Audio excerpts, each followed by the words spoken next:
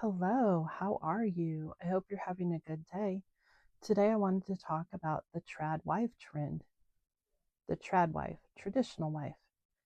And trend, whatever. Trad wives have been around forever. I was a traditional wife.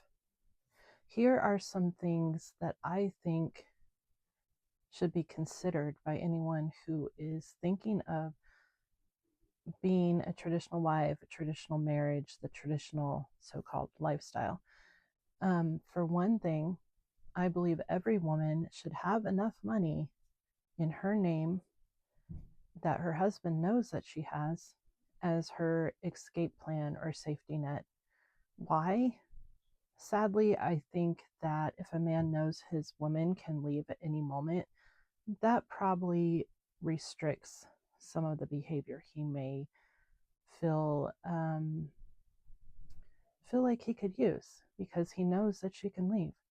So he has to have better behavior. Now, in a perfect world, this wouldn't even be a consideration. Men would treat their wives with kindness and love because they're their wife. And that's what you should do. Just like, oh, a wife should treat her husband with kindness and love. But we don't live in a perfect world. And, when you first get married, you may be young and beautiful and cute and trim, and then you start having babies, and maybe there's not time to keep up with your looks and try to be cute every day. Honestly, when you have little kids, it's a slog. You're in survival mode. You are on limited amounts of sleep. You probably aren't eating regular meals. It's a struggle to make a homemade healthy meal every day for every meal because you have little babies who are crying, who need you, who need to be fed, who need to be cared for. So a lot of those kind of self-care things go out the window along with your sleep, and you're going to be a little grumpy. That's just natural. Do you know anyone who has been under sleep deprivation for months at a time and is in a perfectly chipper mood at every moment? I don't think so. So, also, your husband is going through those sleepless nights as well, getting less sleep, less rested, hurried meals, not as much couple time together. So he's grumpy too. Now, if you both are coming from a place of love and pure commitment, you work through those things. Um, but then, the years go by and suddenly you're in your 40s. And what do you have to show for it? In my case, do I want to talk about my case? When I left, I had 6 children, under 18. We won't talk about the ones who are already grown. And I had nothing to show for all of my time besides my kids. There was no retirement. I had no money of my own during the marriage. I didn't even receive a so called allowance. It's our money, but did I actually have access to this money for what I wanted to spend it on, what I needed, without someone else's permission? I'm going to leave that question unanswered. So, yeah, I think I would tell my daughters who I see no, okay, let's go through a scenario. Let's say one of my daughters is thinking about getting married. I see zero red flags in the relationship with the fiance. Um, I've never seen a problem anywhere. I have no suspicion of any problem in their future. I think they're going to be married and be successful. And whether she chooses to work or stay home, I think they're going to be great. The only thing I don't have is a crystal ball to see what their future will actually turn out to be. This is what I would tell my daughter going into a perfect marriage, perfect situation. I would say, actually, I would tell both of them. I would tell my daughter and her future husband, this is what I think is best for my daughter. I would like to see her with at least a $10,000 emergency fund that she alone has access to. And maybe even she needs someone to sign off with it so that her husband can't talk her into using it. There's got to be some kind of safety plan to where he cannot convince her to give him the money. So this needs to be hers alone, that she has the right to do with whatever she wants. Nobody can tell her what to do with it. And I would ask her to please always keep at least $10,000 in her so-called emergency fund.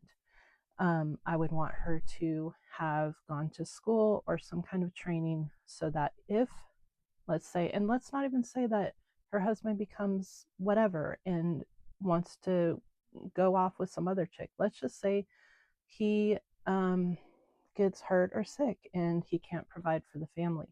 So she needs something that's marketable, some skill or training that she can just get into work and be able to support the family if needed, or even come alongside her husband and support whatever, because you never know what the future is going to be. She needs to have her emergency fund and a way to finance her life and care for her kids. That would be the minimum of what I would tell my daughters. I haven't thought through a lot of it yet, the other things that might be good. Um, but that's something I wish I had. I wish I had a running vehicle, enough money to survive for, let's say, at least 3 months, when I was married. And also maybe some premarital counseling, some couples counseling, some individual counseling at any rough spot that they come across, the beginning of any rough spot. Help when she has her children so that she is getting adequate rest, so that she can think clearly. Make sure that she's not isolated, that she has a healthy friend group and family and friends who are around her, and she has that support, and that she has friends and family outside of her husband, because it's important to have people that are cheering solely for her. And yes, that cheering can be that she has a successful marriage and she's a wonderful mom and has the support that she needs to do those things. I'm not saying it's anti-husband, but it is they're on her side, definitely. And he needs the same thing, because if there is a split, they each have support. Like if one of them is sick, one of them has to take on more than they usually would, they have that support that is meaningful and unique to them, that is theirs to help them through it.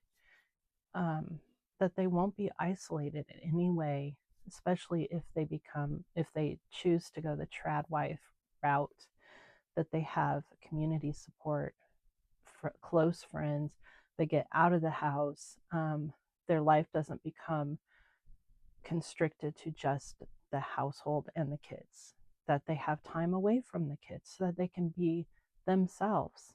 Maybe grandma comes and stays with the kids half a day, and the mom can go out and do a spa day or go shopping or just go sit in a coffee shop and read, whatever she wants to do, so that she has a sense of ownership of herself, her time, her life, and who she is. Because I think as a traditional wife, you give up everything to your husband and children and your home. And that's kind of dangerous. Why would we want any woman, any person, to diminish their life to this tiny circle? We want them to be able to experience the world, learn and interact with new ideas, people who challenge them intellectually, spiritually, to help them be strong and grow. We don't want to keep them sheltered so that they may become weak. I mean, let's think about a plant that has been grown, say, in a greenhouse, and it doesn't have fans to help it stay strong, help it grow strong, like a strong stem. And then you take it outside and it's a windy day and it gets knocked over and it doesn't recover. I'm not saying the pot gets knocked over, but the plant itself is blown so hard that maybe it even snaps. Why would we want to put a woman in a situation where she becomes that so-called hothouse flower and she doesn't have any spine left? I'm not saying women are spineless, but if we're going with the stem analogy, the spine becomes weak and not strong if you don't exercise your will and your strength and who you are, you may not, you may lose some of that. And why do we want that for any person? We want a whole, healthy person who can think for themselves, who can be assertive when needed, and who isn't afraid to stand up for what's right, who isn't afraid to say no, who isn't afraid to question so called authority. And, in a traditional wife role, her husband becomes authority for her.